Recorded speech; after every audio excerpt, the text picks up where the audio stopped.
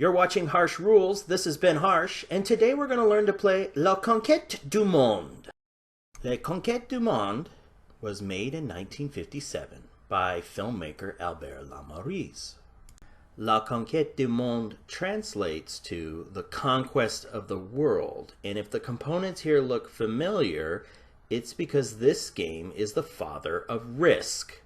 Yes, this is the original game that fathered all the versions of Risk that we know today, way back in 1957. Now, according to several of the History of Risk articles I've read, Parker Brothers spent a year refining this game to fit American tastes, and I've never really understood what was changed. The rules booklet in the 1963 version of Risk provides, quote-unquote, the original French rules. What I've always understood to be the original French rules pertains mainly to how territories are distributed at the beginning of the game, by just dividing the cards equally amongst the players. Having acquired my own copy of La Conquête du Monde, I was able to take the rulebook and translate it into English to see what indeed was different. As it turns out, quite a bit is different or very rough compared to what we got in 1959. So for this very special episode of Harsh Rules, we're going to learn how to play La Conquête du Monde with the real, original French rules. So get your bits together, people. It's time to set up the game in French style. In step 1, each player will select a color and roll a dice to determine the order of play. Players will then line up clockwise from highest to lowest in this order. In step 2, you're going to place the game board. Now at first glance, the game board may look a little different from what we're accustomed to in traditional Risk. However, there are still 42 territories, and the borders in each continent are fairly much the same. What makes this map look a little more busy is that in each territory, all the major cities are listed. When Parker Brothers redrew the map for Risk, they consolidated many of the cities into just territory names.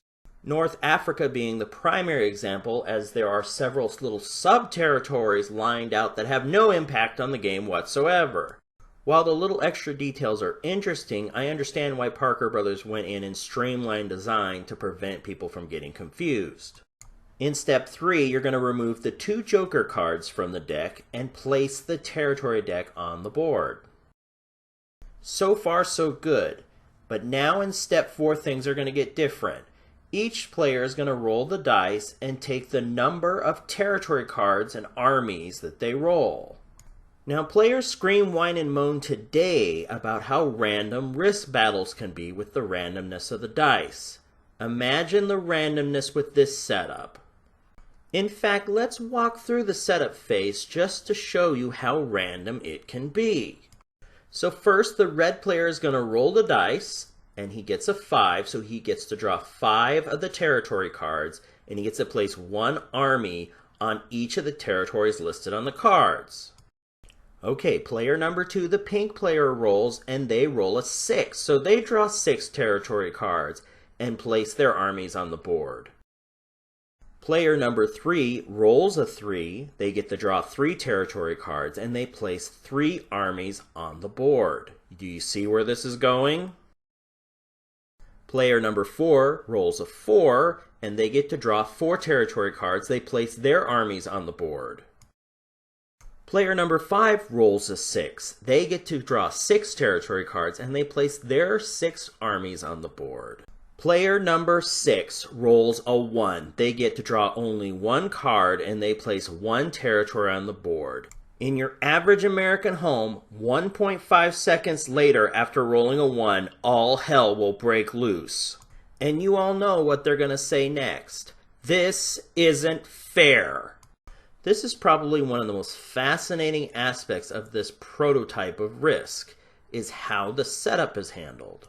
Americans demand a fair fight in their war games. If you don't believe me, pop up a bag of popcorn, head over to Board Game Geek, and visit, let's say, the Axis and Allies forum, or, for an even better time, A Few Acres of Snow.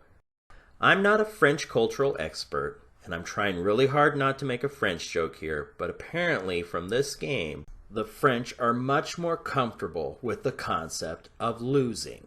The cultural differences are fascinating, but let's continue with the setup.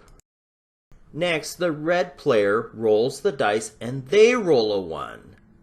Now they're probably not happy. The pink player rolls again and they roll a 2, so they get 2 territory cards, they place their territories. Player 3 rolls a 2 this time, so they get 2 additional territories. Player 4 rolls a 5, so they draw 5 territory cards and they place their 5 armies. Player 5 rolls the dice, they roll a 2, so they place 2 armies. Player 6 luck hasn't changed a whole lot. This probably represents me in the game. He rolls a 2, so he gets to place 2 armies. Player 6 is going to start the game with a total of 3 armies. I wonder who is going to get removed from play first. The dice is back at player 1 again, so they roll the dice for the 3rd time in the setup. They get 3 territory cards, they place 3 armies. There are no more territories to distribute, so setup is now complete. So what we've learned is depending on the dice rolls, the earlier players in the order of play have a distinct advantage over the later players. Parker Brothers solved this problem by essentially just distributing the cards evenly. Now that we've completed setup, La Conquête du Monde moves to the conquest of the world, the decisive stage. Each player will take a turn, and the first phase of that turn is the draft stage. In stage 1A, the player is going to draw 1 card from the territory deck. So a difference right away is that you get a card every turn regardless. Parker Brothers would change this rule for the final release of Risk. Next, the players will count their territories and divide by 3, rounding down, to be awarded that number of armies. Next, the player will check to see if they get a continental bonus. So the final part of the stage is for card set redemption. If a player has 3 cards with 1 of each of the service symbols on it, then they can trade those in to get an award of armies. For each set that's traded in, the number of armies increases. If you draw a territory card that's a joker card, then you can use the joker to complete your set. Parker Brothers changed this setup to award armies faster by allowing players to turn in 3 of the same service symbol. The next part in the player turn is stage 2 for combat. The attack rules for combat have remained pretty much the same, so you can declare attack on a neighboring territory, or if you utilize a sea line, which I've highlighted on the board, you can also attack across bodies of water. In this section of the rulebook, there is a really quirky rule that I have to assume is crept in from Albert Lamarise's gaming group. The rules state that a player must declare his attack in a very formal way. So he must declare he is attacking from a territory and which territory he is attacking to. If he fails to do this, there's a penalty. The penalty is the attacker will suffer 3 armies being extinguished, blown out, removed. It's not entirely clear, probably due to my poor translation of French more than anything else. But apparently it was something that got on Albert's nerves. I'm assuming he got fed up with players pointing at each other and saying, "I attack you," in French. Needless to say, Parker Brothers excised this rule for the final version of Risk. Anyway, back to the tutorial. In this example, I've decided to give black a break and add a few more armies so we can illustrate how battles work in La Conquête du Monde. Once you've formally declared your attack, you will place 3 of your armies on the attack side and 3 of your armies on the defense side. Now I know you're saying, what? 3 on the defense side? Yes, 3 on the defense side. Apparently, the Italians, with their version of Risico, were correct all along. This is how it was originally designed in the game. It was a 3 versus 3 battle. Parker Brothers changed this design for the release of Risk in North America. So this explains why there are different styles of playing Risk throughout the world. Different areas adapted the game differently to fit their cultures. So the Italian version Risico is actually very close to the original intention of Albert Lamoury. With that interesting historical Risk note now solved, let's move on. So in our example here, we have 4 attackers, so 1 attacker is moved back into reserve against 3 defenders. We roll the dice to see what happens. The rolled dice are then paired, and we have our results. In the event of a tie, the defender wins, so the first armies both rolled 6s, so the defender wins. The second roll, the attacker wins with a 5/4. And the third roll is also a tie, so the defender wins that one. Next, we remove the defeated armies, and this is who is left for the next stage of the battle. The attacker brings forward his 1 army in reserve to fill the battle line. Now we're ready for the next volley. Both players roll the dice. The dice are paired, and we see who wins. In the first matchup, the defender wins with a 6/5, and in the second matchup, the defender also wins with a 5/2. We remove the fallen red armies, and the black player celebrates being able to defend their territory. The final stage of the player turn is stage 3, the maneuver stage. In this section, there's also a big rule change. Players can only move armies that did not participate in combat this turn. I understand Albert Lamoury was striving for some realism here, but it is very difficult to keep track of which units have fought and which units have not. You can also move any armies that did not participate in combat, so there are several moves you can make here, which must have really been confusing for Parker Brothers when they had to try to convert the game for American tastes.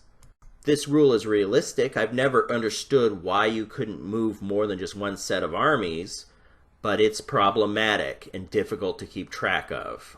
So Parker Brothers limited it to 1 set of armies to speed up the game and eliminated the rule about fatigued armies not being able to move. So once you've completed this phase of the turn ends and it moves to the next player and it repeats through the cycle.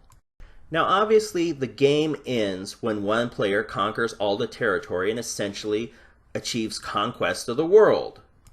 Every time a player is eliminated, they surrender their cards to the victor. All that remains pretty much the same.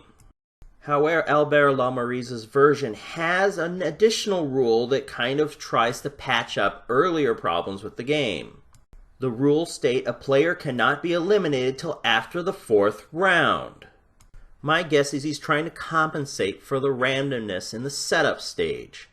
Basically, each player has 4 rounds to be protected, to get their armies together, and then after that it's no holds barred. So if we remember in our example game, the pitiful black player roller, which would be me in most situations, somehow mysteriously cannot be defeated until the 4th round. So I don't know how you mitigate that cleanly during the game. The rules don't offer much advice about this either. So Parker Brothers rebalanced the game to kind of eliminate these conflicts.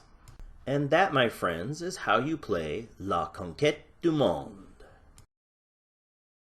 I hope you've enjoyed this tutorial for La Conquête du Monde. I find this game fascinating as both a historical example of the evolution of Risk, as well as from a game design example. If you want to give this original version a try, you can, of course, replicate it on any normal Risk game board. There's nothing really unique about the components here. Obviously, I'd recommend playing with some Risk veterans who are comfortable with just exploring the style versus adapting for new players. And with that, I bid you adieu. I will see you on the next episode of Harsh Rules. This has been Harsh.